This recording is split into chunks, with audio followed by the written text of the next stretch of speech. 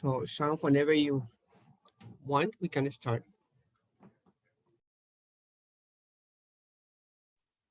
Start as in let people in? Yeah, right now, Okay. yeah, the recording has just started, so.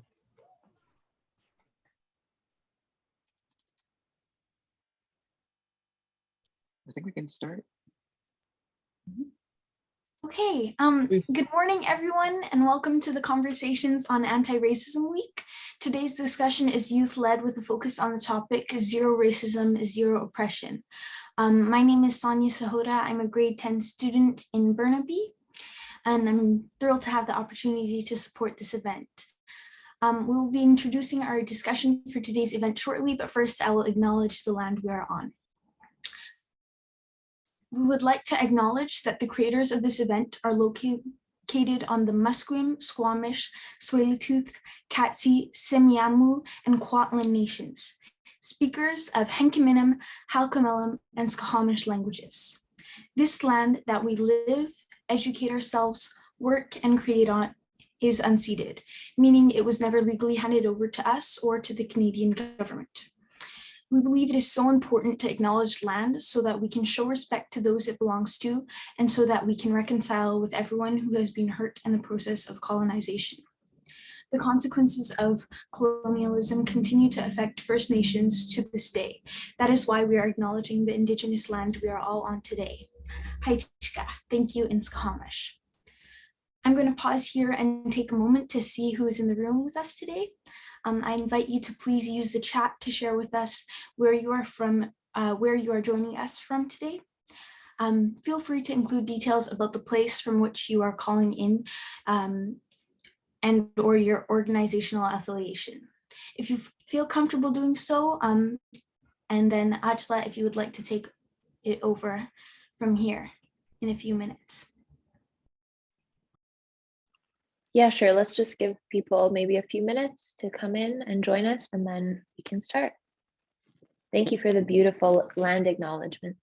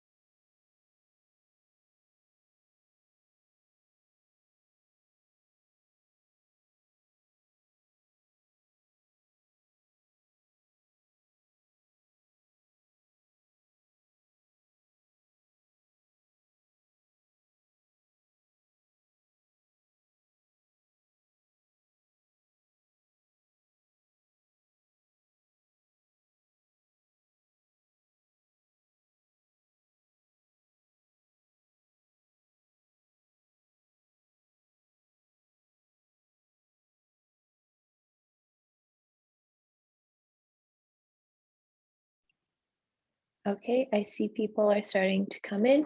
So this week's sessions are hosted in partnership of the Burnaby Intercultural Planning Table / the Burnaby LIP, the North Shore LIP, Surrey LIP, and Tri-Cities LIP.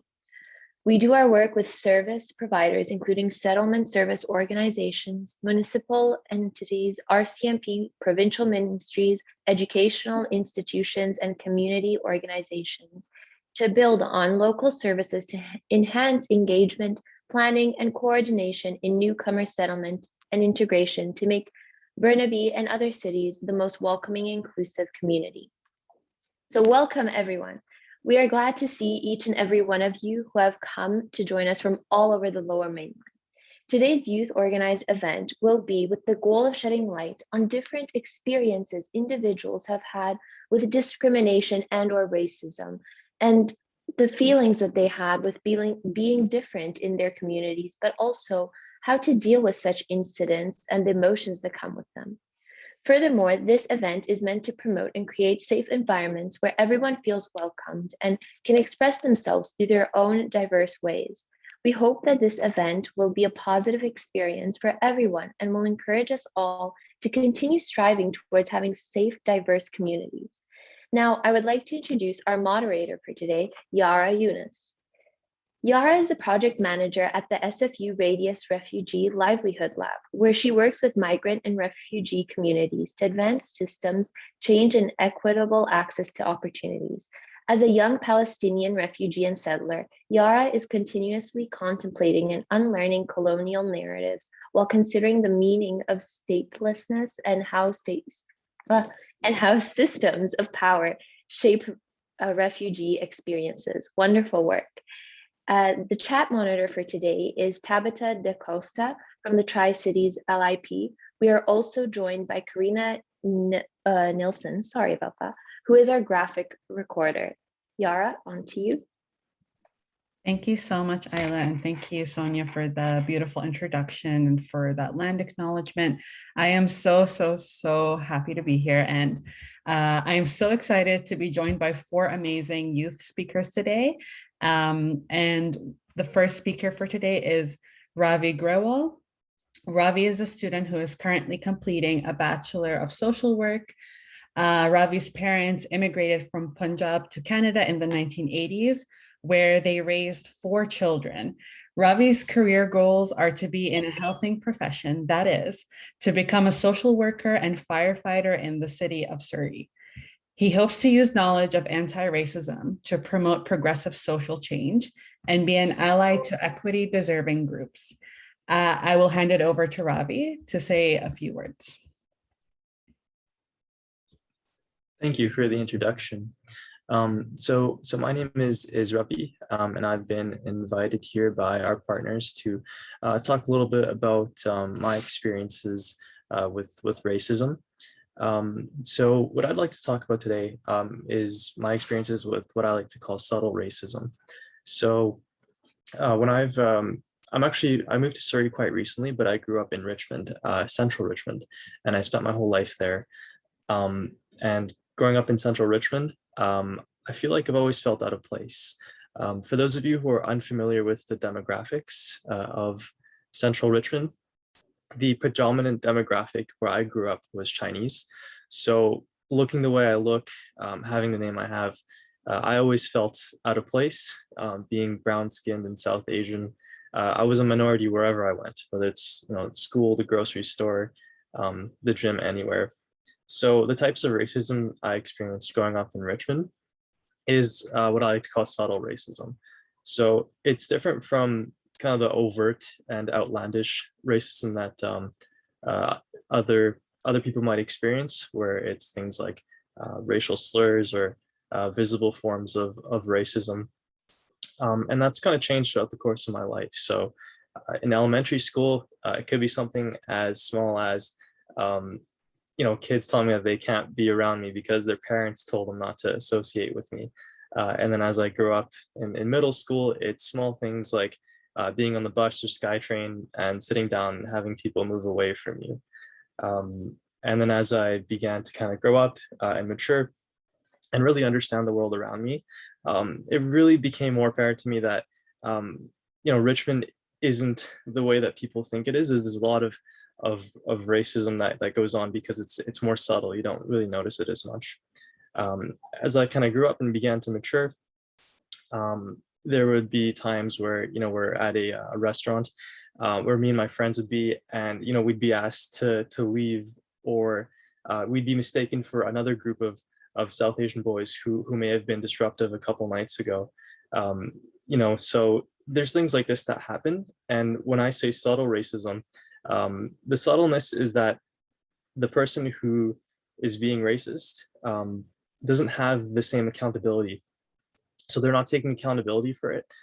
They basically get to remove themselves from the responsibility of being oppressive. As I kind of began to grow up a little bit more and into the workforce, I come from a background of sales. So I've noticed this in my work, is that working in Richmond, I've noticed that language is a little bit of a barrier sometimes. And if I'm being approached by customers, or I'm going to customers, it's quite frequent where I would be asked if I could find one of my coworkers who is Chinese. And if language is a concern, I'm very comfortable with that. I'm more than happy to to accommodate. But when someone comes to me and speaks, perfect English, and with their great English, they say that, hey, could you find me someone who is Chinese? It's pretty apparent that they don't want to deal with me because of the way I look, because language isn't so much a barrier. And again, it's that subtle racism where they're kind of removed from the responsibility because they prefer to work with someone who looks like them and who speaks like them. So it's different from a lot of the outlandish racism that we're kind of used to, and it's because I experienced this throughout my life.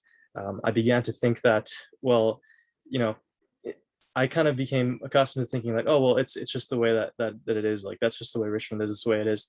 But as I've kind of grown older and been more educated on anti-racism and equity, I realized that, even small things like that are not okay. And I'm really hoping that things are going to change.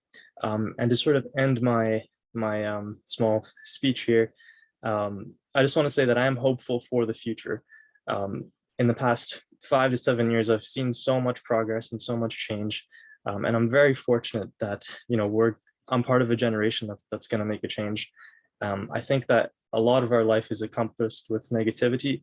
So I think it's very important that we celebrate the small wins and see how far we've come. I think we have a great future ahead of us if we keep doing the work and keep pushing towards diversity, equity, and inclusion. That's the end of my part.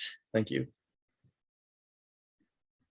Thank you so much, Ravi, and thank you for sharing your story with us. I would love to introduce the next panelist, next speaker, Puneet Dinsa. Puneet Dinsa is a high school student in Burnaby. She was born and raised in Surrey, although her dad immigrated to Canada in the year of 1998, and her mom was raised in Surrey from the age of 8. Puneet is a proud Sikh, and she hopes to help raise awareness and eliminate racism towards people of different ethnicities. For post-secondary, Puneet plans to go to an unnamed institution. I don't want to name where you're going to go, but I hope you get in, and become a pediatric registered nurse in the future. Please take it over. All right, thank you, Yara, for the introduction. So hello, everyone. I just want to say I'm incredibly excited to be able to speak and share my story and experience with you all today. So I know this event today is regarding anti-racism, so I wanted to share experiences and times when either someone I know or my community has faced racism or have been discriminated against regarding like their skin color or their ethnicities or their cultural backgrounds. So considering that, I myself have never experienced any like acts of racism targeted towards me specifically. So instead, like I said earlier, I'll be sharing overall experiences my community has endured. So just to give some context before I go ahead and start sharing, almost the majority of immigrants who immigrated to Canada from Punjab back in the 1980s, from what I know and from what I'm aware of, they came to Canada with very little. And I really want to emphasize on the word little, because by that I mean like barely one suitcase or handbag and like sometimes even less than $50. So that basically compelled every one of these immigrants to work extremely hard, as they had almost no other choice. Like they had nowhere else to go. And so most of these immigrants immigrated to Canada in hopes of a better life, better opportunities, and a safe, peaceful country to establish their families. So my dad was one of those people. And he worked so very hard with the hopes that in the future he could provide for his future family with ease, and his kids could have a good life with good opportunities and a good education. So he went from a janitor to a mill worker to being a taxi driver, and then he finally started up his own construction company in 2011. After countless years of sleepless nights, hard work, and going days without seeing my 2 sisters and I, because he would be working day and night to provide for us. So you all might be wondering why I'm sharing this with you all, and that's because I really want you all to be able to understand how hard my dad and all these other immigrants work. But unfortunately, my communities and my dad's hard work gets undermined with the classic stereotype that us Punjabi families like get jobs through family connections, or our kids are like we sell drugs and are gangsters. And I know it sounds really harsh, but if like you see like a young, like a 16-year-old with like an L on the back of his Mercedes, like people automatically assume that he's like a gangster, or he like is in a gang, and that's kind of how they get their money. But in reality, not only us Punjabis, but any immigrant from anywhere just works so incredibly hard because they understand how hard it is to come to Canada with such little. So they really want to provide their children with a better future. So I just want to share a personal story. When I accompanied my dad to a consultation with his client, and so my dad, he builds houses in like Vancouver and Burnaby. So I'd say that the majority of the population are like Chinese and everything. So when my dad was consulting with his client, this client was saying statements like, oh, like, don't hire those cheap Indian people to work on my house. And he's like, oh, I only gave you this contract because there was no one else available. And so for me, that really hurt because, you know, growing up, I've seen how hard my dad's worked to kind of get his company going. And I noticed that my dad wasn't really shocked at all. And like he was kind of just brushing it all away. And I think that's because he was kind of used to comments like that. Like my dad has like an accent, but his like English is good. But I think he realized that no matter how successful he was, like, or no matter how hard he worked, someone would still manage to bring up the fact that the color of his skin was dark. And I think that's very frustrating, and it's so unfortunate that it's 2022 and it's still a huge issue that a lot of people don't realize. And the thing is, these racist comments aren't the only problem. It's like the glares we get when like me and my family go to an expensive restaurant for like one of our birthdays. And like Ravi said, like the really like subtle kind of like little comments. So like one of the personal experiences I've had is like the pauses before someone would say my name, like the teacher before attendance in class, and they'd like kind of pause or like they'll like completely butcher my name.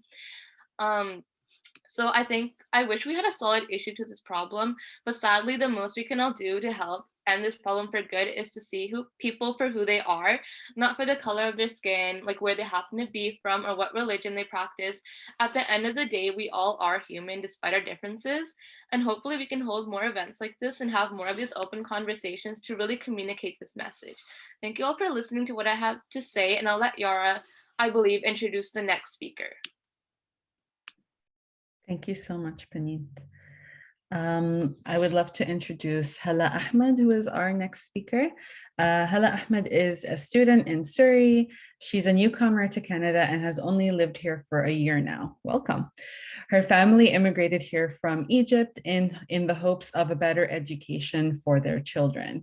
Her goals, apart from attending pharmaceutical sciences in post-secondary, is to educate youth about what it's like being a Muslim and hopes that she can be the reason why people get along. Hence why she volunteered to lead this event. We're so lucky to have you, Hala. Please, whenever you're ready. Hi, thank you so much for introducing me. As you can tell from how she said it, I'm a Muslim. I've only been here for a year, so I've seen everything so far, and as you can tell, I do not really blend in. I do not look like the person that would blend in easily, so yeah, my share part of racism, especially with my mom, when I walk around with my mom, since she wears a hijab, is a bit too much to handle sometimes. So how do we start this? So basically, my mom wears a hijab, because we're Muslim, and by seeing how people react as if my mom has something hidden up her hijab is just upsetting. Just seeing the looks we get and how people react when they see us. People hear my last name and they think I'm a terrorist, right? Every time I tell them that I've only been here for a year, and they're like, you talk English too good for being persons that only lived here for a year. How do you talk so fluently? Stuff like that. They see my mom, if we're down at a beach, my mom wears a full covering bathing suit, and people would give us certain looks like, isn't it a bit too hot for your mom to come and wear this? And at this point, my mom cannot really say much to them because we'd never had to deal with this type of stuff back home. So we just let it slide, which I think is kind of like, it's a bit much if I want to say it this way. Like, I don't think anyone would want to walk down the mall or walk down the beach and see people giving them eyes or trying to drag their kids away from you and just try to hide their kids from us. Or the fact that teachers treat me differently because they found out that I'm Muslim. They think that me being a Muslim is just something my parents forced me to do, and it's not my choice. The way that people, try to think that I'm like a walking ATM machine because I come from an Arab country, because this is where the oil comes from and stuff. It's just solid racism that way. I don't really know how to tell them that I cannot really provide. I'm not rich because I'm Arab, but I just try to explain that sure, the countries that I come from might have oil, but that does not really mean that I'm, rich. And yeah, other than that, just the pure shock when people think that I'm Arab. They tell me that I stand out because of my hair. I mean, but yeah, I just really, really hope that one day the world will just feel like they do not need to be racist anymore. Because not only do we get racism and stuff, but I think also white people do, and we do not even notice it yet. Just telling them, oh, you do not know how to season your food. That's racism. We do not notice that we're also giving racism out to the world because we think that we're the only group that is targeted. But when I think about it, it's actually every single group has its own way of being targeted, right? So I hope that, well, everyone gets along in the future. Our next generations, grow up to be friends with each other, live a peaceful life, and not have to worry about what we worry about now. And thank you so much for giving me the honor for talking. I will pass it down to Yara. Thank you, Hala. I think we have one question from the audience. I'm not sure if it's directed towards you, so maybe I'll allow the person to talk and just stay there. Maybe you'll have to answer a question. Are you okay with that? Okay.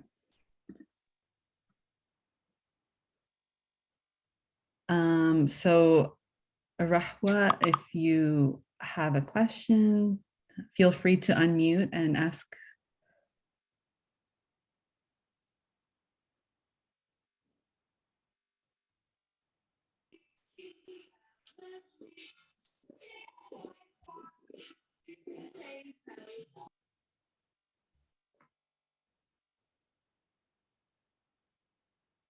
You can also feel free to type your question in the chat because I think the audio was a little unclear, but I'll just give you like 2 minutes maybe.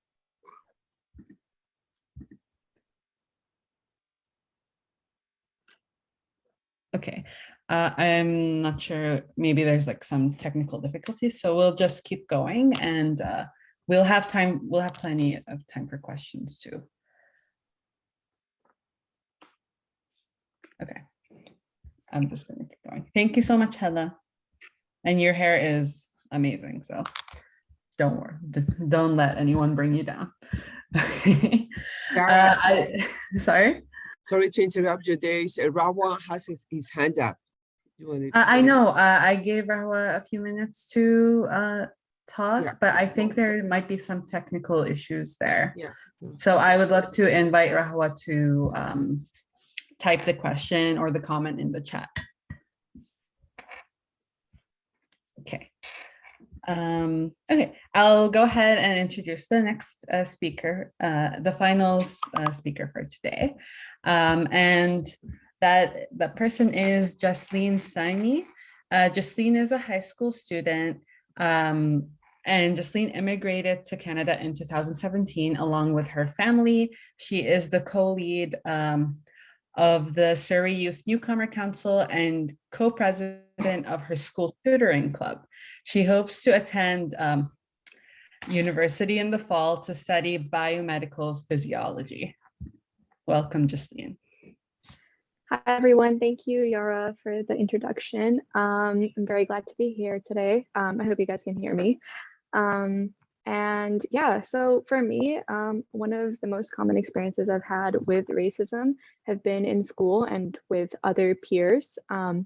And it's not been like an in-your-face racism that's like quite just out there. It's been like one of the subtle microaggressions for me.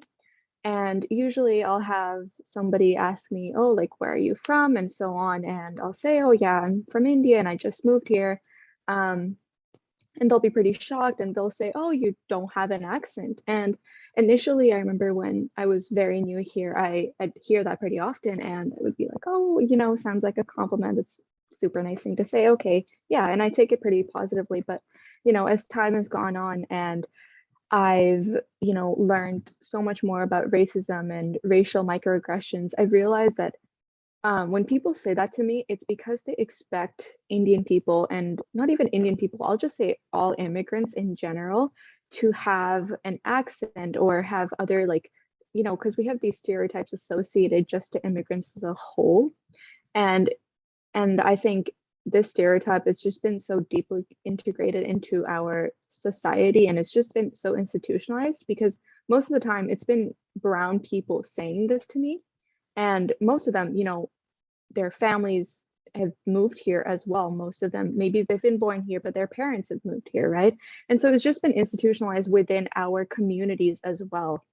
And I think it's just because we associate these stereotypes with immigrants. And I've realized that, you know, even in our media, like our movies, the stuff that we watch, it's also present in there. Like we'll see like maybe characters like the typical Indian character with that accent, and it's like it's that one character that's always there in some kind of show and some kind of movie. And I know, and I've also seen, like, in a more positive light, I'd also like to say that we've seen advancements that we've made as a society, because we'll see shows that are about you know, brown females and or just even brown males. And I think we are growing for sure. But I do think it's important for us to know that, you know, when we look at this media, obviously we see what's being shown to us, but we can't just like take it all in as it is. We need to kind of think about what's being shown to us and kind of take it as, well, is it really true, or is this just another stereotype? And I just hope that, you know, as things go on, we don't, I mean, racial microaggressions, I feel like for me, it's just sometimes it doesn't even sound like it's racist at all, but you'll think about it later and you'll be like, well, that is pretty racist to say. And I mean, most of the times we don't intend for it to be like that at all, but it's, you know, it's something that we hear somebody saying pretty often and we just become used to it. And so we just say it like it's no big deal. And I guess my hope is just that as, you know, time goes on, we can all just be a little bit more careful with what we say, in terms of like our little comments about, oh, you don't look like you're from here, you don't sound like you're from here. It's just those little things that are entirely racist, but we don't recognize them to be, and that's fine. I'm pretty sure, you know, I've maybe said some things like that I didn't mean to say, but it's just because it's so internalized within our society to say, and we think it's completely normal and completely fine. But yeah, I hope that as time goes on, we can just be more united and just think about what we're saying beforehand. Yeah, thank you so much for listening. And yeah, thank you. Thank you so much, Justine. And I think all of you brought up some really important points and left some like very impactful messages about, you know, the consequences of like words and actions on not just like you, but also generationally, because a lot of you shared stories about your families and how like that has stuck with you, even though you might not have directly experienced that for yourself. So so there's definitely like a long lasting impact of racism on people. And so it's been very nice to, not nice, but it's been very insightful to hear your stories about that. So thank you all. I think at this stage, we will take a short break.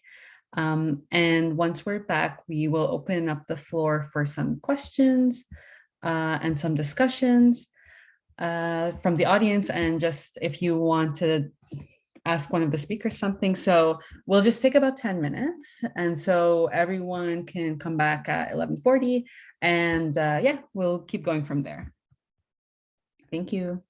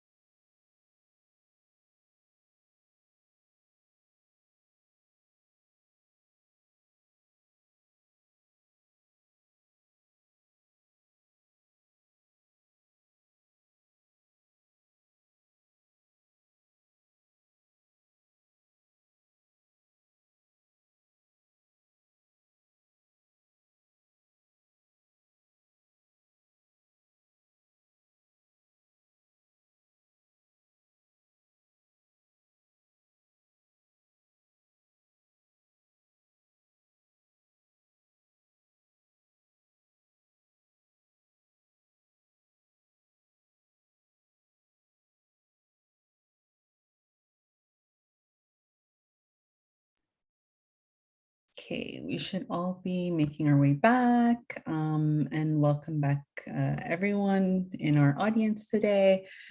So while everyone was taking a break, some really great questions and comments have popped up in the chat. So like, we're just gonna use this portion of the session to do some Q&A, but also if anyone watching wants to share their own experiences in relation to like racism or, you know, experiences feeling like oppressed in Canada, which I'm sure there is no lack of those experiences specifically for racialized folks. Feel free to put that in the chat or even to ask to unmute yourself. So as I'm going through the chat, maybe we can start off with a question from Kathleen, who asks, how do you see racism, whether overt or covert, in organizations, and what can organizations do to create universally safe spaces? I would like to invite any of the speakers to try to chime in, or maybe even some of our fellow hosts and panelists, and maybe someone else in the audience too.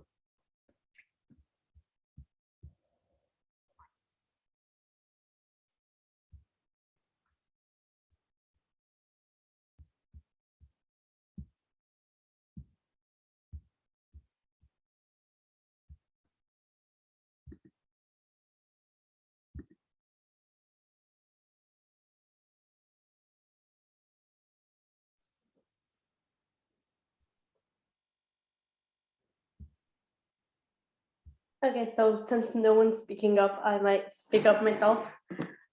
This is actually a really funny experience I had, but we were in my socials class and we were taught, it was during the memorial of 9/11, so they were explaining 9/11. And as soon as the teacher brings up the topic 9/11, everyone just stops what they're doing and everyone turns their head towards me. And I'm just staring like, why is everyone staring at me?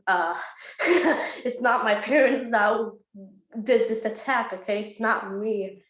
And every time the teacher brings up the word terrorist, just casually just goes and turns his head slowly to turn and look at me. And I'm like, can I just leave the class? I don't want to be here anymore. I know that this is supposed to be a terrorist attack, but that does not make me one. Like, yeah. Anyone else want to share their experience? I'm sure there are a lot of experiences out there.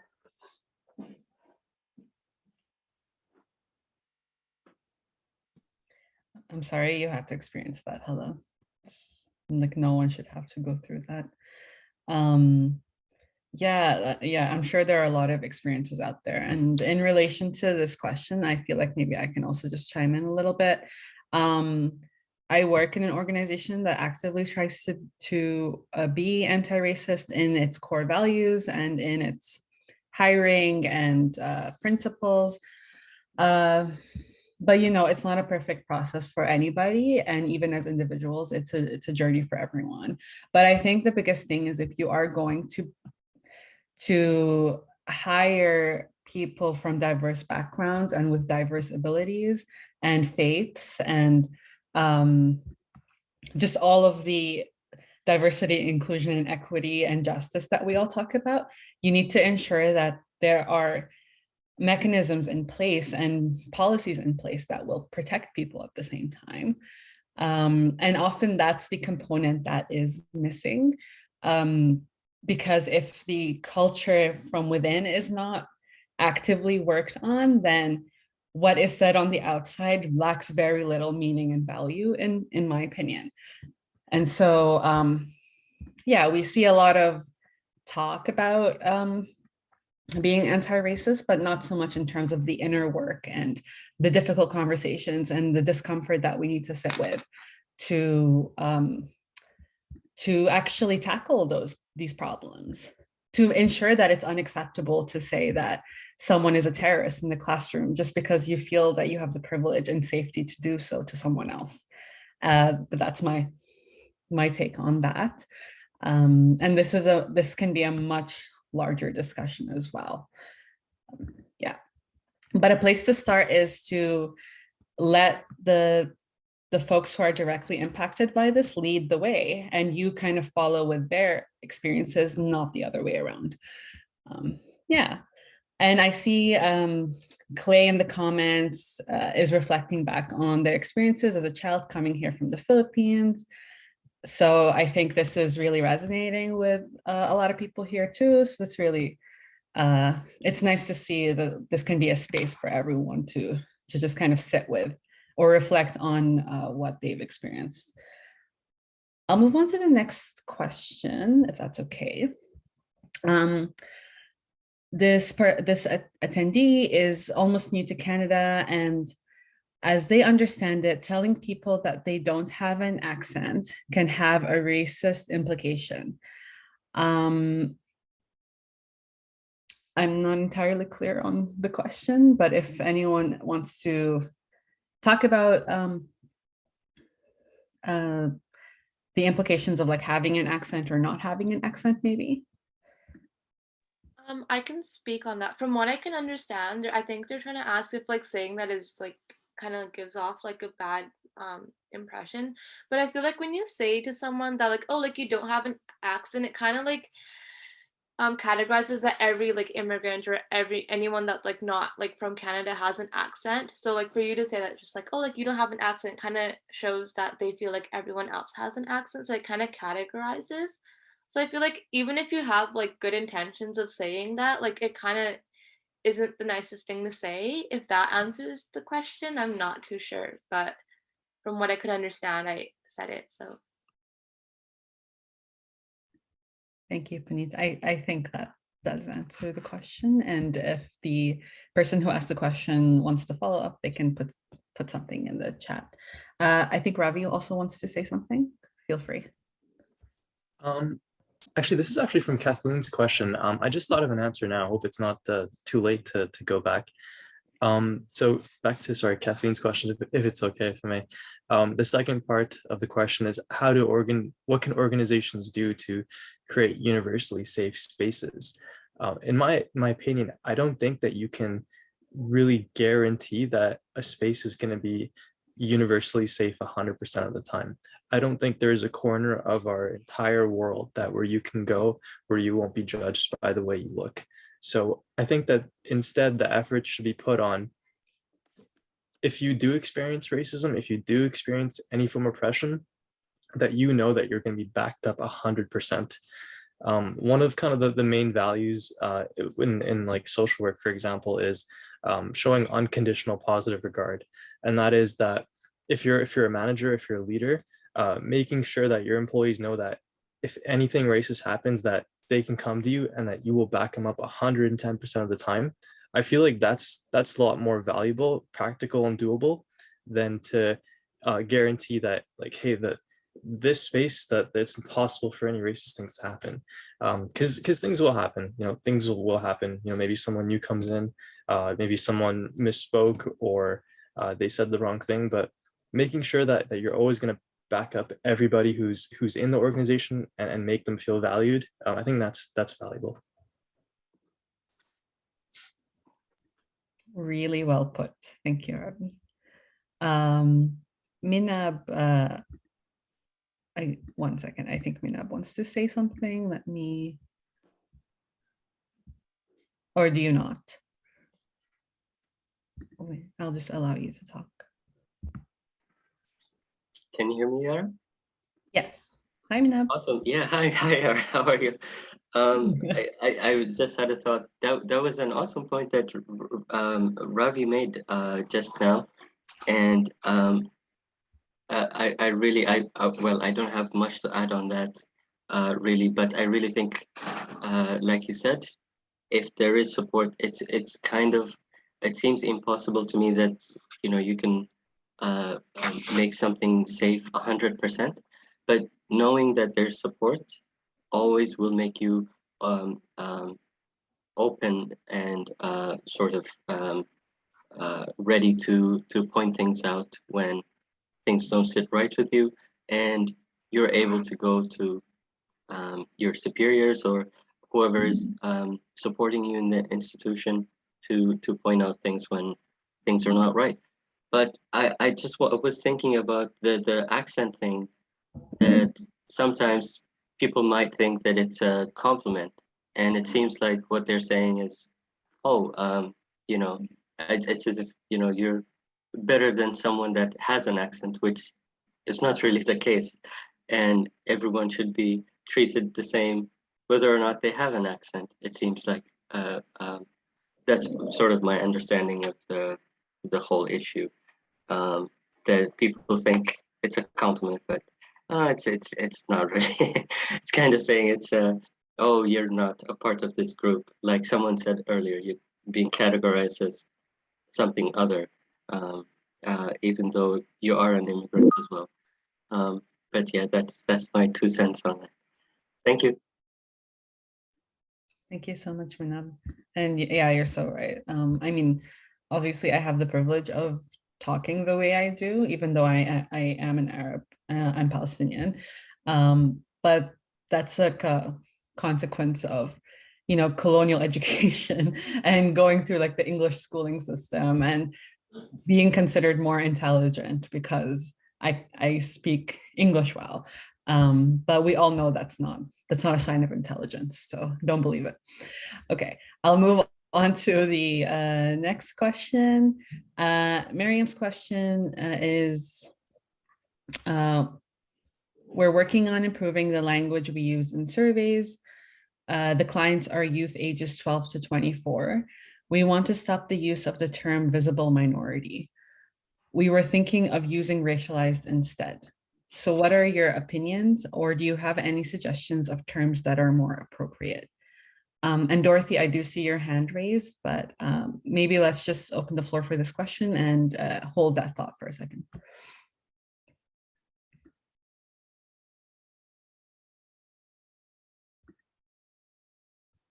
Hi, sorry. I think we have someone that has their hand up. Yeah, I know. Okay, we'll just go to Dorothy then.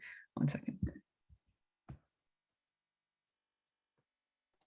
Here, can you, you can hear me, I expect, can you?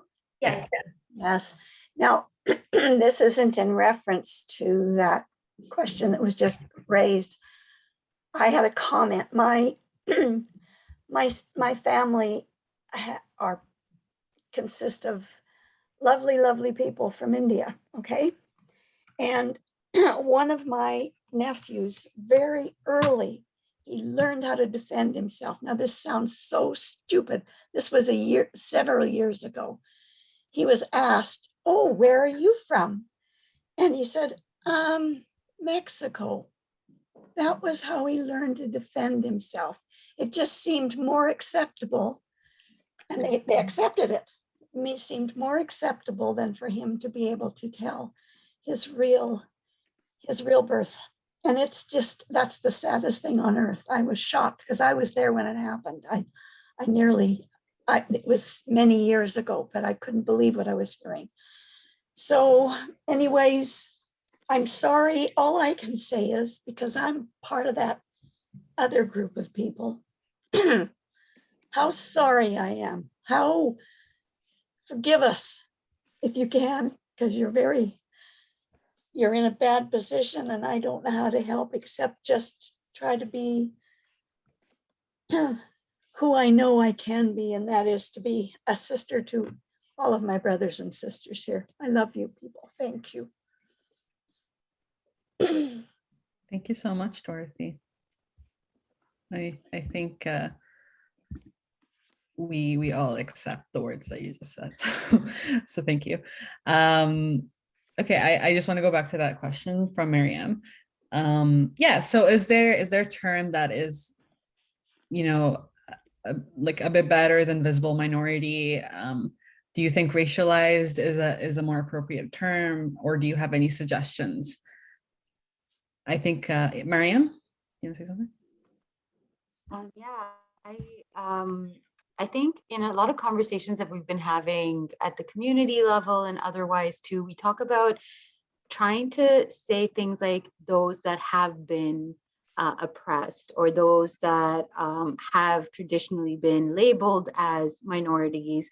So kind of easing into changing that narrative, because if you change it overnight, it becomes difficult for those that may not be within the field or the sector to know what you're talking about, because we're just now starting to, you know, people are starting to see or hear about, okay, well, this is what this means. And so I completely think that it's important to change the narrative, but do it in a way where you're not then leaving people out, or, you know, not where people aren't able to understand exactly what you're meaning when you're trying to say, you know, visible minorities or previously known as visible minorities, and then moving into, you know, racialized folks and those that have been oppressed and marginalized. Does that help answer the question?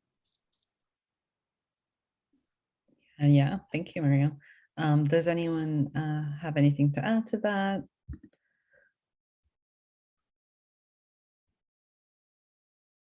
Candace? Thank you. One of the things that came up in conversation in a meeting I was at last night had to do with being referenced to marginalized. I just would like, I know how I feel about being referenced as a marginalized person. So I just wondered about throwing that out to some of the panelists. What do you think of that term, marginalized?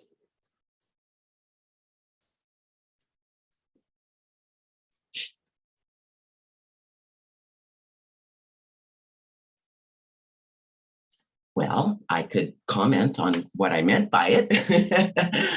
Marginalized, when you think of being called marginalized versus racialized, marginalized kind of makes you smaller, don't you think? Like it's limiting you, marginalized. So I myself, I don't really like that word. I don't like to be referred to. I would be preferred to be known as racialized. I'm of a different race, but not marginalized, because I'm not less than. And that's the connotation that I get from being referred to as being marginalized. So I just thought I would throw that out there for y'all to think about. Thank you so much. Yeah, I think I also don't like the word marginalized, but there are so many like terms these days that I'm sure eventually we can all come up with a better way to call ourselves and to talk about ourselves too. But yeah, any other comments about this question, or is it okay if I move on? Okay. We have a question that I think maybe the speakers can really touch on. How have discussions with your family influenced your experience and ability to deal with racism? What was helpful? So this is coming from the perspective of someone who tries to talk to their parents about racism and to maybe like change their thinking about certain communities. So have you tried anything? Do you talk about racism with your family? Sorry, you can go ahead. No, it's fine. It's fine. You can go and then I'll speak up. Okay, thank you. So for this part of the question, I just want to talk about how like the discussions with my family have influenced my experience and ability to deal with racism. So my family, like my dad, his kind of reaction to racism is just like, oh, it's okay. Like they're not going to really do anything.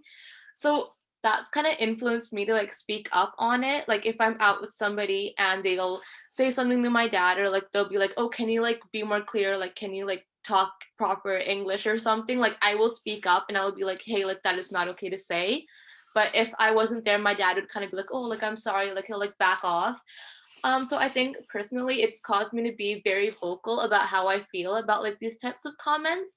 But I do have friends who have followed their footsteps of their parents, and I don't blame them, because then again, it is a very hurtful thing to like hear and have those comments being said.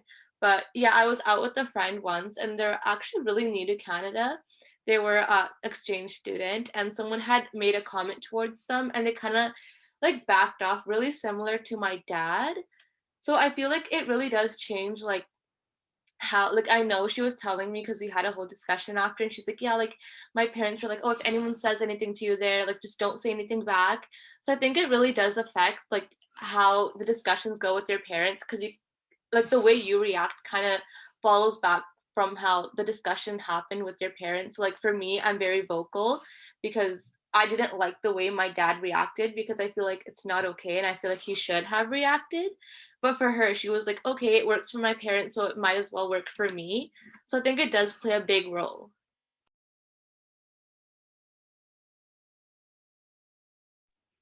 Yeah, I think that's a really good point. Especially because, well, compared to when I'm with my parents and when I'm not with my parents, I get more compliments about my hair than when I'm with my parents, because my mom wears a hijab, whereas my dad has like a thicker accent. So when I'm walking down the mall by myself or with my friends, that's when people would stop me to talk and see how I get my hair and do my hair and stuff. Whereas when I'm with my mom, everyone would just look me up and down and look at mom, and just I can hear them from a distance say, "Isn't it too hot? What is someone forcing her to wear this? Why is she doing this to herself?" And I look at my mom. She's visibly upset, but she deals with it by just smiling, looking at them, smiles, and walks. I'm upset by this. I don't want people to talk about my mom like that. I hate it when she does not do anything about it. But she tells me that it's better than keeping all the rage and being very upset, because I can sit all day long thinking about every single thing that anyone has ever told my mom, whereas she just smiles and brushes it off and call it a day, because she's doing what she loves and she's doing what she wants to do. Whereas on my dad, he has a thicker accent, and people would keep constantly telling him, why can't you speak properly? Why can't you talk like your daughter? Because they hear me speak.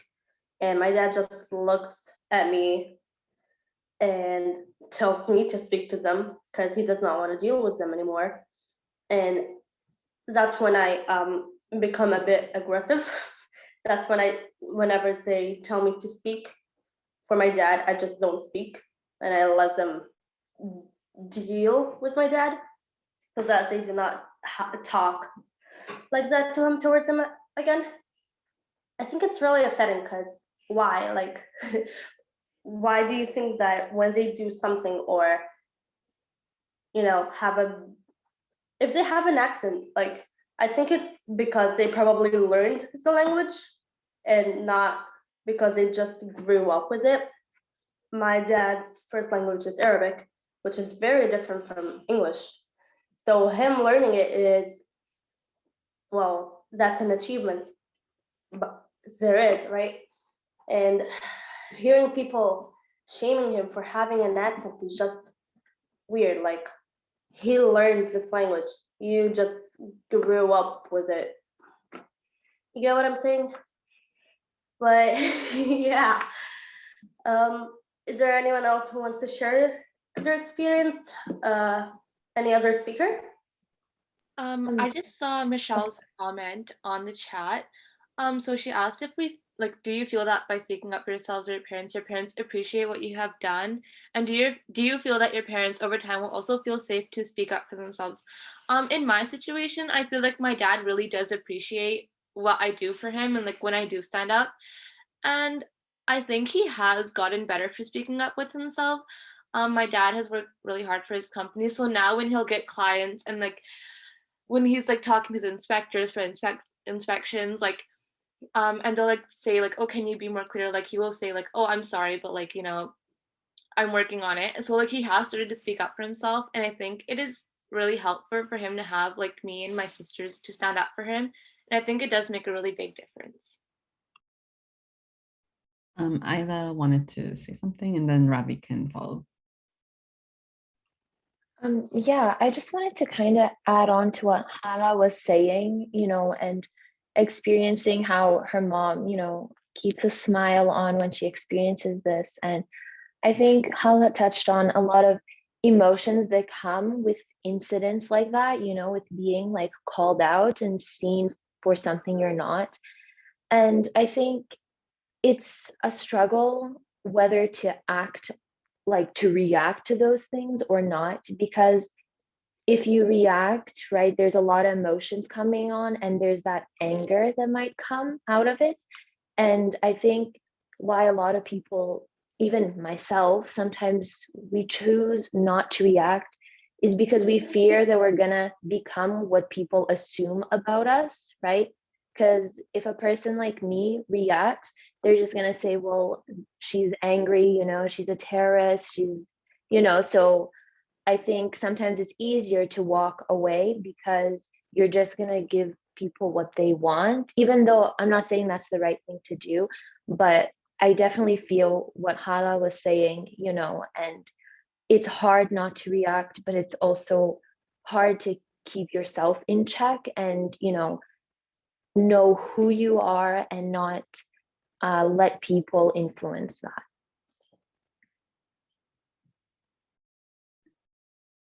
Thank you, Isla. Ravi? Yeah, just wanted to build on what's been said so far. So kind of back to Michelle's question here about speaking up for our parents and if they would do the same thing. What we have to understand is that what I think is that being able to speak up is kind of a luxury that with our parents like coming here in like the 80s, 90s, 2000s, it was very different for them, right? You didn't have the luxury to speak up because the consequences would be so much worse. So you kind of, so they've kind of been conditioned to be like, to take the path of least resistance, right? To instead of engaging, just harmony is the best thing to do, right? Walk away, smile, nod, brush it off. And I think how we can kind of see how we've progressed so far is that us, like the next generation, we have the luxury to speak up. So we've got to use that. I think that we have the ability now that, we're not afraid of the same consequences, and that, this is the way for us to kind of show progress and kind of all the hard work our parents did. It's paying off now because now we can speak up. Now we can do something, whereas they didn't have that power years ago when they came here. I agree with you. That is a very good point. Does anyone have any other thoughts about this?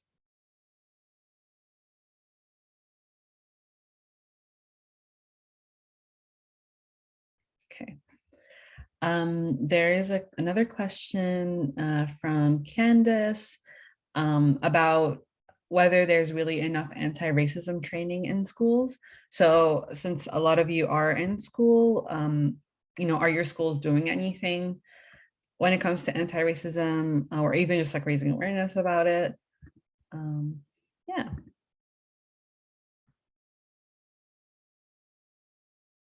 Or not.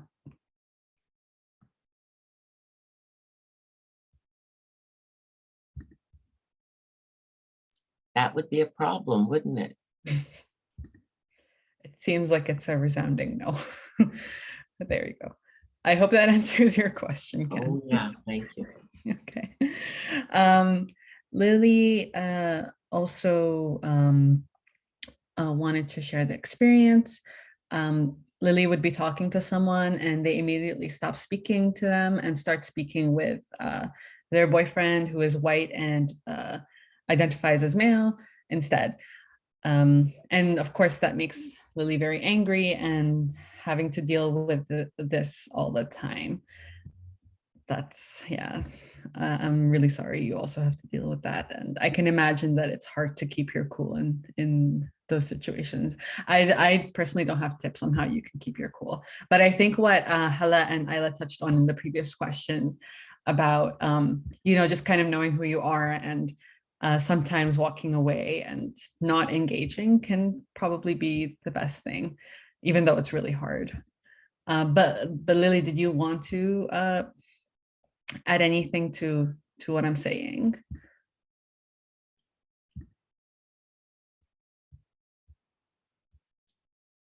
Or does anyone, have anything to say to Lily as well?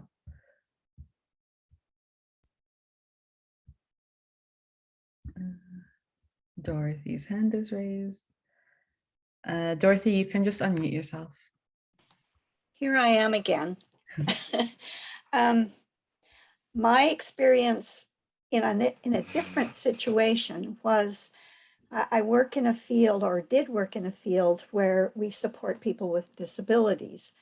And one of the things that was raised was make sure that the person that you're supporting always gets to be involved instead of you taking over the conversations, etc. This kind of fits, not quite, but kind of fits. And then I had the real experience of my mother, who was in a wheelchair, and I was pushing her somewhere. And somebody came to talk to her, but they asked me the questions. And I then began to realize that we're talking about marginalization. It really is that. People, because you're in any way different, if you will, then you don't quite understand, or it really hit me hard that really does happen for sure. And I don't know how to say I'm sorry. I apologize for a lot of people, and I'm not there to be apologizing for them, but I'm sorry. That's all. You go through a lot of stuff that I wish you didn't have to do. Thank you. Thank you, Dorothy. I also wanted to go back a few steps to one of Dorothy's questions that was related to categorizing folks into like racialized or marginalized. And the question is, what is the need for grouping people? We are citizens or perhaps non-citizens when doing a census. Where else is any of this needed? So what are your thoughts on, do we need to label? Do we need categories? How is it beneficial in your perspectives? I don't think we do.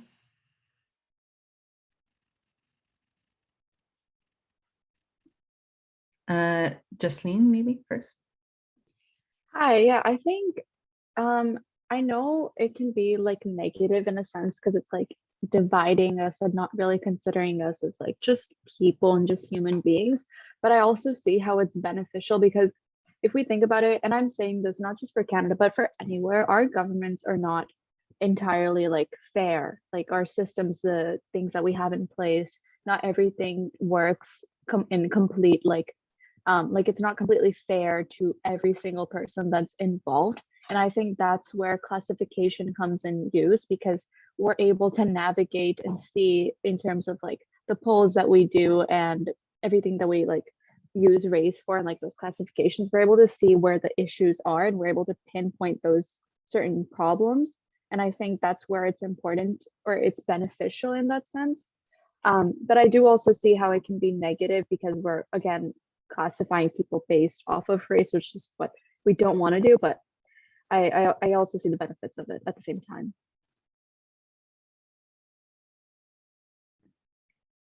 Thank you, Justine. I think Sean has hand raised. Yeah. Yeah, sorry, I'm not one of the panelists. I'm going to be presenting later, but I just wanted to say that for my experience where I work, for example, I work in one of federal government agencies, and we have like the agency has been hit with accusations of racism, and there's like a legal battle going on. But so one of the things that the department has done is to track statistics and make specific targets on equity-seeking groups, whatever you want to call it. As I think it is clear right now that there's different opinions on what we should call visible minority, racialized groups, marginalized groups. But the benefit of kind of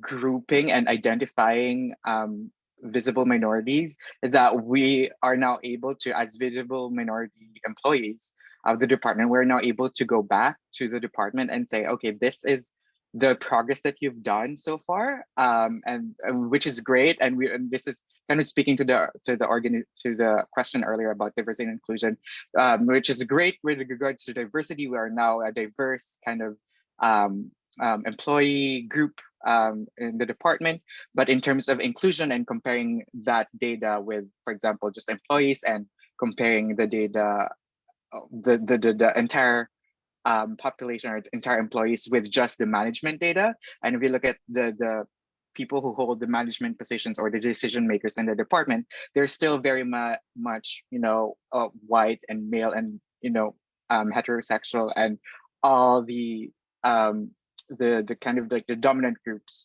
are still in the places of authority, of decision making and influence. So I think in this case, it is beneficial for us and for the department also to kind of keep track of the data and group and have those grouping to kind of track the progress and see where progress is being made.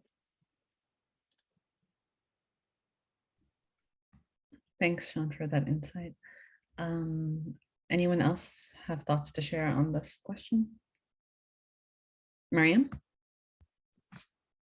Yeah, thank you, Sean, for reflecting on that. I think I get where that question was coming from, because, there's that fear of divisiveness being created. So people being divided further when you're asking them for, who and how they identify. And, I completely understand that whole idea of, well, we're all Canadian, or we're all citizens, or we're all PRs, or whatever you want to say. But the truth is that these systems that were created weren't meant to be successful for us. So meaning how education is structured, how our justice system, how our social services are structured, it's not meant to work for, and I say us, I mean, you can't see me, but I am an immigrant and a racialized woman. And so it is important for us to then be able to monitor that, right? We need to be able to see that data. We need to be able to ask people those questions so that we can see where these inequities are being held, why it's happening, who is benefiting, right, and who isn't, so that then those barriers can either be removed or solutions presented, programs and projects and services offered to those, and more of a chance given to those that have been, traditionally or colonially even oppressed and marginalized before. So whatever words we want to use there, but essentially saying that if we don't get that information, then we don't really have a way of being able to say this is happening.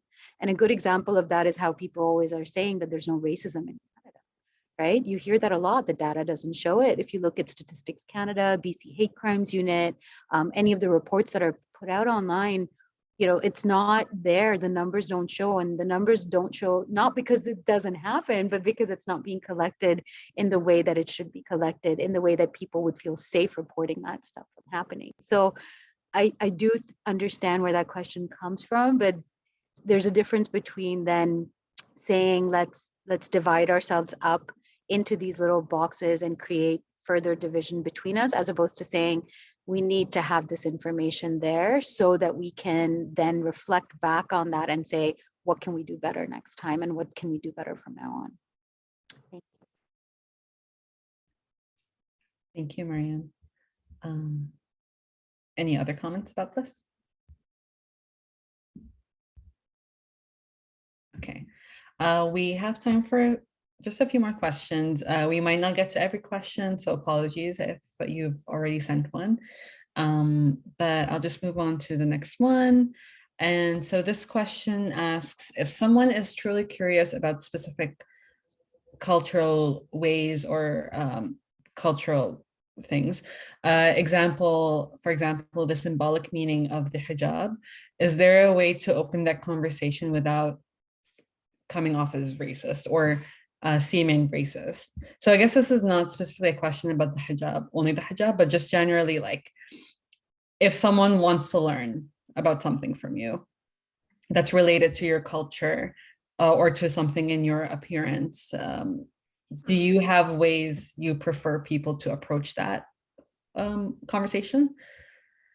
Well, I have friends that always ask me about Islam because I go to, well, a school in Surrey where it's fairly more white people than any other ethnicities. So I'm literally the only Arab in my school. So I get asked a lot of questions. Some people can come off as rather racist, like, why do you not eat pork? I just feel so bad for you. That can sound really, really mean. Or why does your mom has to wear that? That's considered mean. Other people come up to me and ask, hey, I think it's really pretty, but I want to understand what's the meaning behind it. That's when I understand, like, hey, they want to actually understand what's going on and not just trying to be mean about it.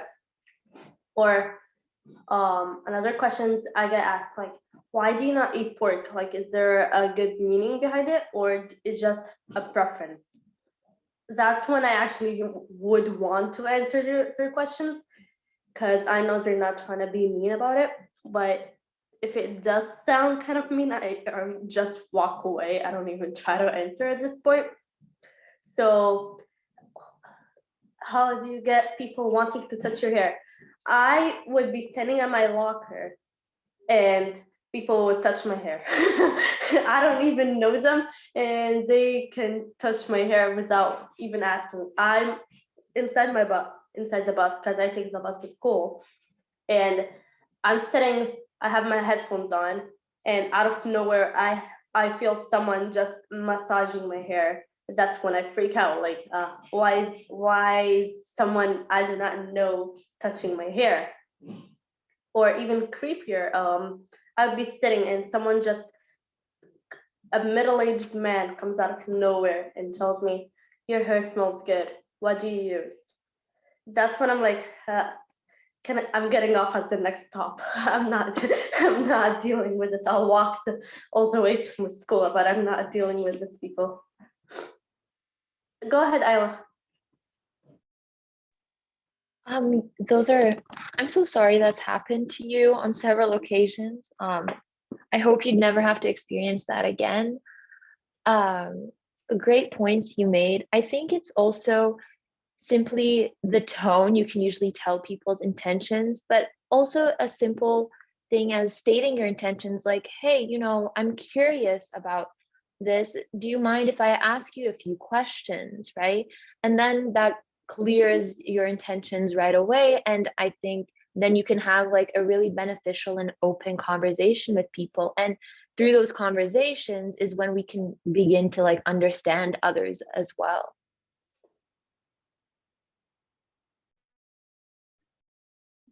Thank you both. And Hala, it is never acceptable for someone to touch any part of you without consent, especially your hair. But anyone else?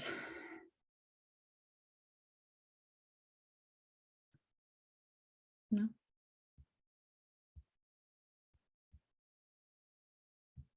Okay.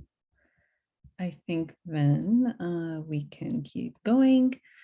So I'm just going through the comments. We have Gary mentioned there's a committee in East Vancouver through Britannia called the Anti-Racism/Discrimination Committee. So maybe worth looking into.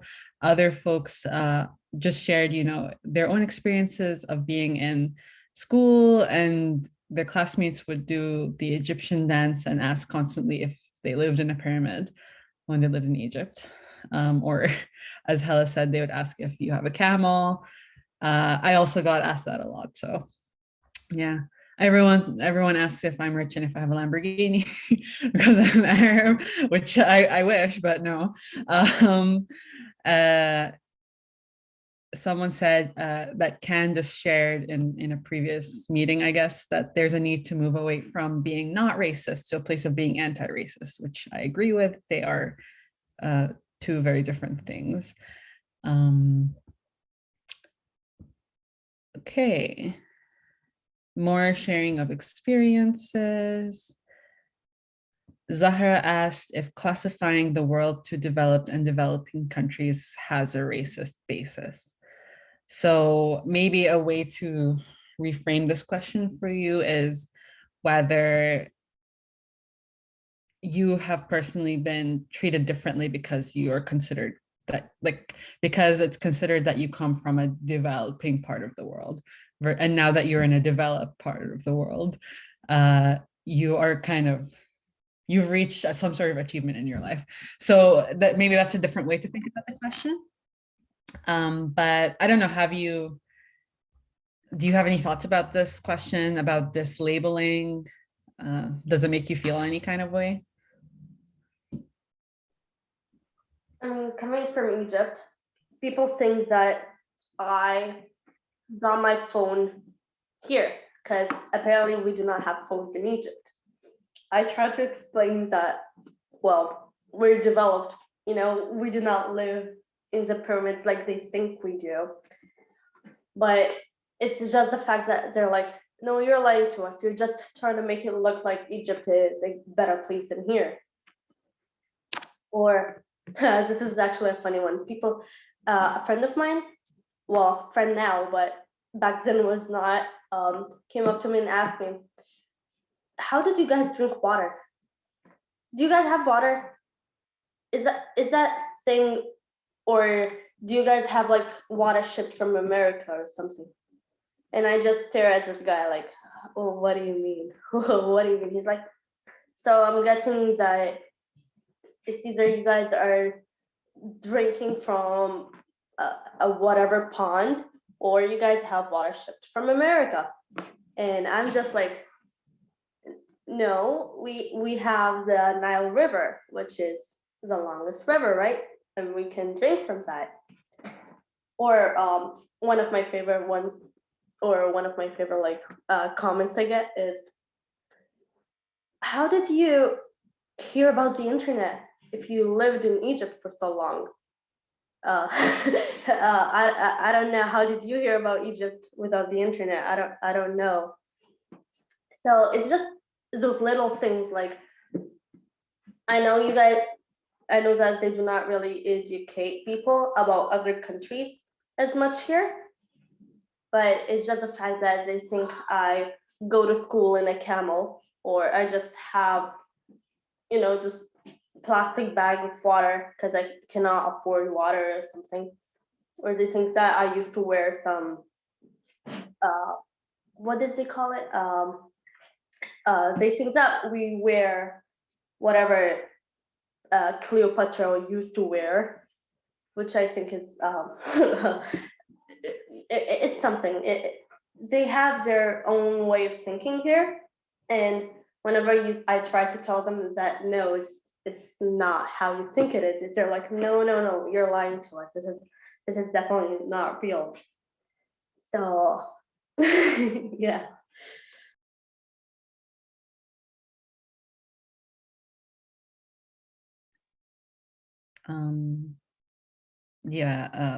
Hala, been there, I'm still there with a lot of people, so I know what you mean.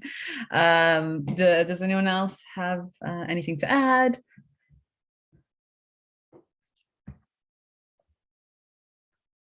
Is someone's hand up? Ravi? Yeah,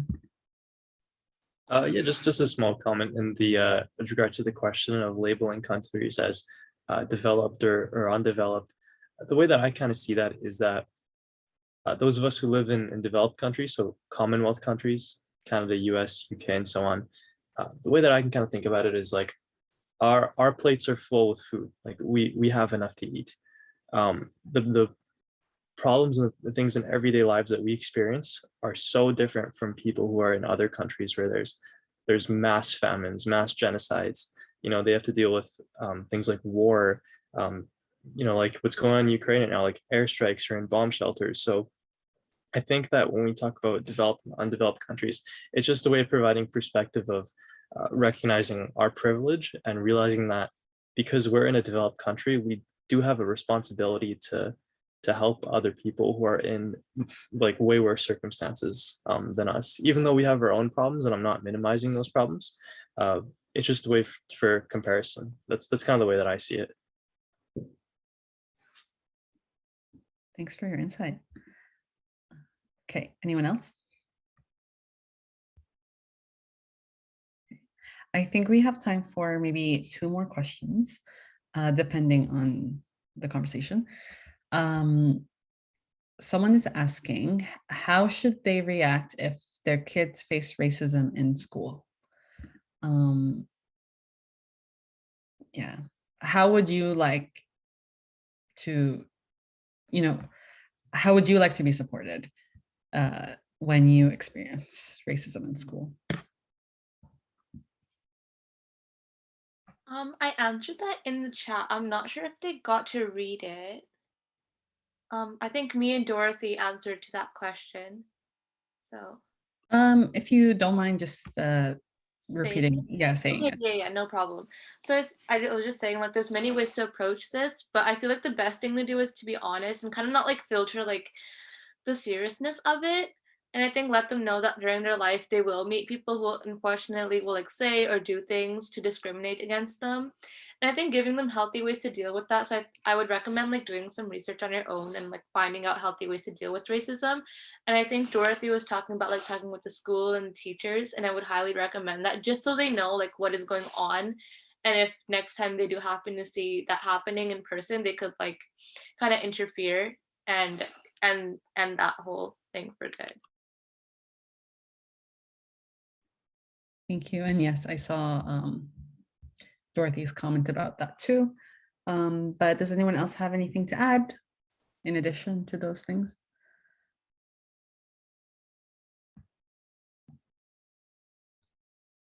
If not, I think we can maybe have a combined final question for this portion, which is essentially, what do you think, like, how do you think, what are helpful ways for older adults to support you in the spaces such as like school where you're experiencing a lot of racism, but also why do you think it keeps happening?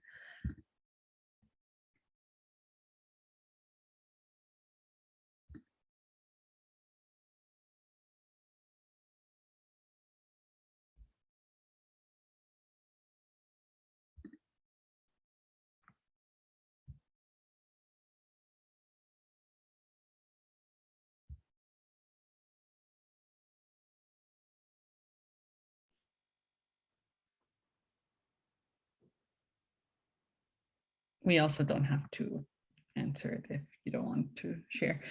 I can just add, oh, Dorothy raised her hand so she can go, sorry. Okay, Dorothy? Can you unmute yourself, please?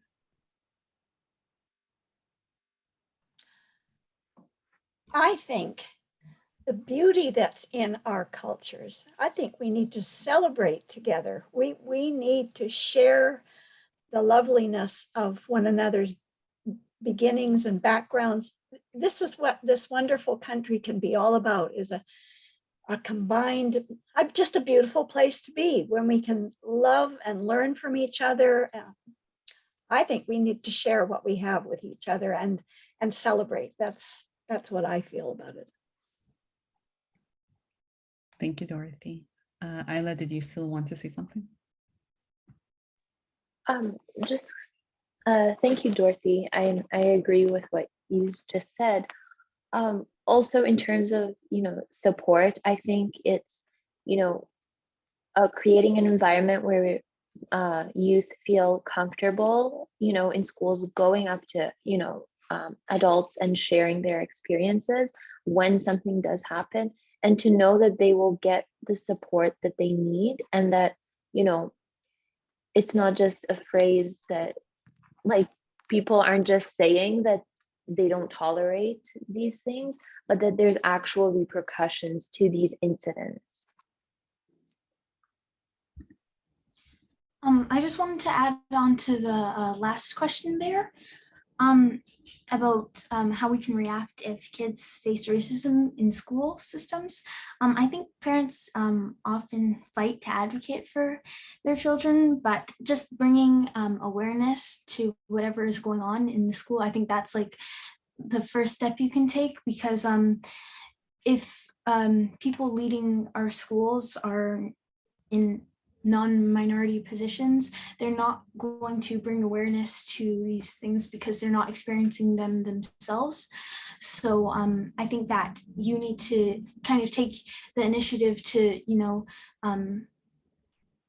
just fight to show perspective and let people know what is really going on, so that steps can be taken to make change. So yeah, that's just my perspective. That's such a great point, Sonia and Isla. So thank you so much. Can I say one more thing? Yes, very quickly. I think we need to improve the training of our teachers so that they know how to go about these. Our educational system needs to change. It's important and critical right now. Thank you. That's it. Thank you so much, Dorothy. Okay, I'm just looking at the time. I think that was a great Q&A session, and I loved hearing from everyone. So thank you all for sharing. And you have so much knowledge within you and you know, you are young, but you are powerful. Remember that. Okay. Now that we've heard from our speakers and from some of you regarding your experiences with racism, it's important that we also highlight important work that is being done by youth across Metro Vancouver to fight racism and advance diversity, inclusion, and equity. We will now hear from Selle, who is the co-lead of Surrey Youth Newcomer Council, who will let us know about the various diversity and inclusion projects by youth in the Lower Mainland. Thanks, Yara, and again, amazing, like stories and like just insights from our speakers, and I feel inspired and empowered by the speakers. Before we end, I just wanted to highlight some youth projects on diversity, inclusion, and anti-oppression that are being done across Metro Vancouver. This list is by no means exhaustive, and is meant to just remind us of the impact that youth are making towards anti-oppression. And as I go through this list, feel free to add in the chat if you have any if you know of any other youth community projects that are being done in this space. I encourage you to we highlight each other's projects, and maybe people who want to get involved could make that connection. The first one that I wanted to highlight was is the Beyond Black History Month Committee at Frankfurt Secondary School. I knew about this project because one of the members at the Surrey Youth Newcomer Council is actively involved in this amazing initiative. So essentially, it's the Beyond Black History Month Committee consists of students from grades 8 through 12 at Frankfurt. And they wanted essentially to not just work on activism for Black folks during Black History Month, but make it an all year round thing, because that's what they've noticed in their school. They've recently been featured in Surrey Now Leader, as you can see in the screenshot there, and they have lots of great initiatives planned, and one of which is they're planning a series of talks called AOC Talks, which are kind of like workshop-like events that are aimed to educate students of Frankfurt Secondary about racist language and words. So that's one of the projects and or initiatives that are being done in one of the schools in Surrey. Another project that I wanted to highlight is the photo project called Refugees Welcome Here by the Canadian Council for Refugees. This initiative was led by refugee youth from Vancouver, and it was meant to raise awareness on various cultures. And I think Dorothy was talking about celebrating, celebrating our cultures together. And this is meant to highlight those achievements. So not just the cultures, ethnicities, origins, backgrounds. And so what they did is just they compiled a list of refugee youth and they interviewed them. And so they highlighted their stories and achievements along with their photos, just to address some of the myths as well about refugees, or about common misconceptions about what others have about refugees in Canada. Are any AOC talks on YouTube? Not yet, because they haven't. I think the first one is starting in April, if I'm not mistaken. But yeah, not yet. I don't know if there's a way to send a follow-up. I'll have to talk to the student right after this, and I'll just have to confirm. But I know that the AOC talks haven't happened yet. I'll double check whether there is another platform where the public would be able to view those videos or those workshops. Yeah, so this is the second initiative. The third one that I wanted to highlight is the Social Justice Committee at the Panorama Ridge Secondary School. And again, one of the members at the Surrey Youth Newcomer Council closely works with this committee. So they've done a couple of things. The most recent one that they're doing is they're currently selling and making pins as a way to raise funds to support Ukrainians currently. Another thing that they did was for Women's History Month, they made and sold bracelets to raise funds for Vancouver's Downtown East Side Women's Center. They also helped raise funds to help Uyghur Muslims, and they donated the proceeds to the Uyghur Human Rights Project. So yeah, like again, these are like being done by high school students. I think there's a lot of sometimes we don't know that these are happening because these are only being done in high school, secondary school campuses, but the impact that they're doing is global. So moving from high school to post-secondary institutions, another initiative they wanted to highlight was this project called Social Echoes, Learning to Unlearn, from a couple of SFU students.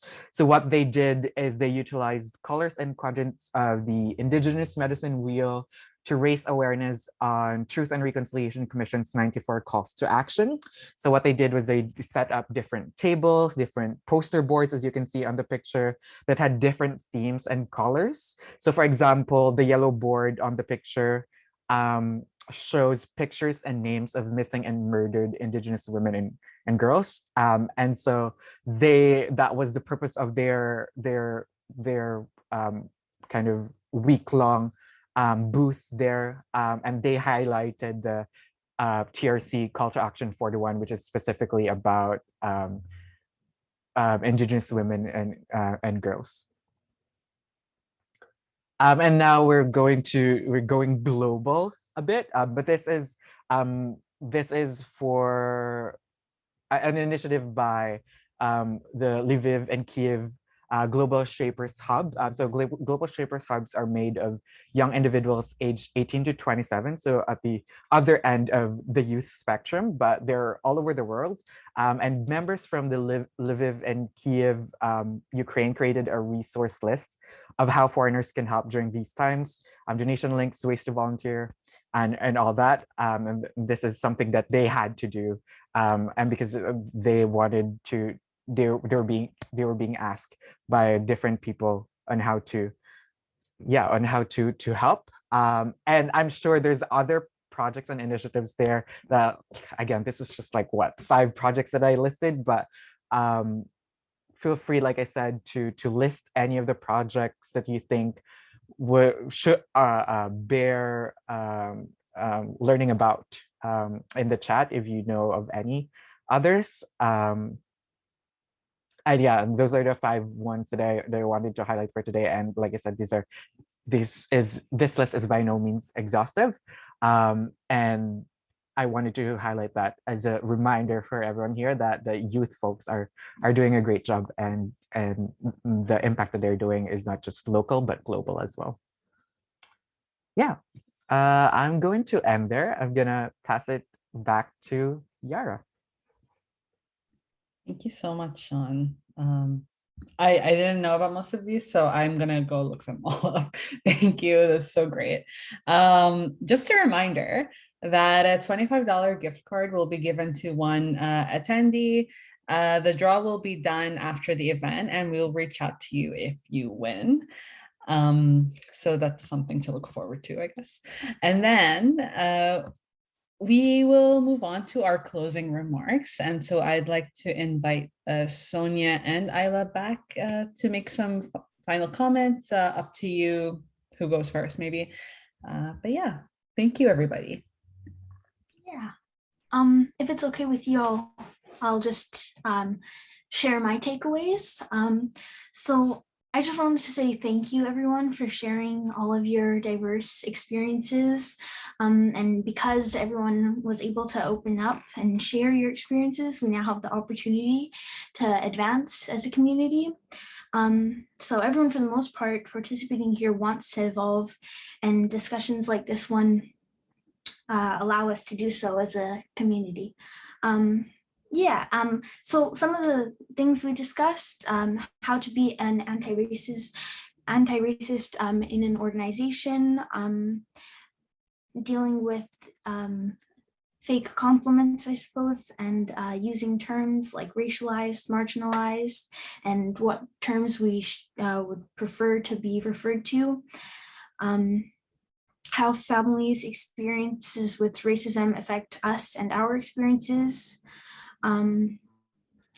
Questions we asked were, do we have enough anti-racism training in our school systems? How we can deal with people who defer speaking to minorities, how we label certain groups, how we ask the questions we have about different cultures and approaching people in a friendly manner, and how to react if youth face racism in schools, as well as why racism continues to occur in schools, and how older folks can support younger minorities. Thank you so much, Sean, for sharing those initiatives. I think it's so important that we applaud those who are trying to make a difference within our community, just so we can reflect and acknowledge that we are making an effort to advance all together. So those are my key takeaways. I'm so thankful to be able to support this, and thank you for the opportunity, everybody. Angela, if you'd like to. You summed it up beautifully. I don't know what to add. She had such great takeaways. All those points were on my list of takeaways as well. I just want to thank everyone who was vulnerable in sharing and who reached out and asked some hard questions, but very good questions. And as Sonia mentioned, these conversations will hopefully lead to having more positive experiences for each and every one of us that were here, and great takeaways and great answers from everyone that shared. So thank you. Thanks, everyone. Thank you. Thank you both. And on a very final note, I would also like to thank the partners involved in organizing these conversations, the Burnaby Intercultural Planning Table, the Burnaby Local Immigration Partnership, North Shore Local Immigration Partnership, Surrey LIP, and Tri-Cities LIP as well. Thank you all so much. This has been such a great part of my day, and I'm really inspired walking away from this. Yeah, thank you for being here. And I guess this recording is going to be available somewhere, maybe. So you can watch it again later. Yes, thank you, Yara. Thank you, everybody. Yes, all the sessions for the week are being recorded, and they will be shared next week. So thank you all for coming, and enjoy the graphic that Karina made for us. Okay. Well, Karina, that's so beautiful. Would you like to say anything about your graphic? Yeah, I'd love to. If we have time, I can do a really quick recap of what I've been working on in the background. I'll just do a super quick introduction, if that's okay. My name is Karina Nilsson. My pronouns are she, her, and I live with gratitude on the traditional territory of the Snuneymuxw First Nation, also known as Nanaimo on Vancouver Island. As a settler, my mother is from Italy and my father from Sweden. I'm an illustrator and graphic recorder, and I've been listening deeply to the conversation today and basically turning it into a visual story for everyone. So I'm not completely done. I have lots of notes to still incorporate. But what I wanted to try to have was this balance of, you know, the seriousness and the weight of the experiences that our panelists so generously shared, just kind of in that bottom left corner. And I work to kind of create a high level overview without having like really specific details, identifying details.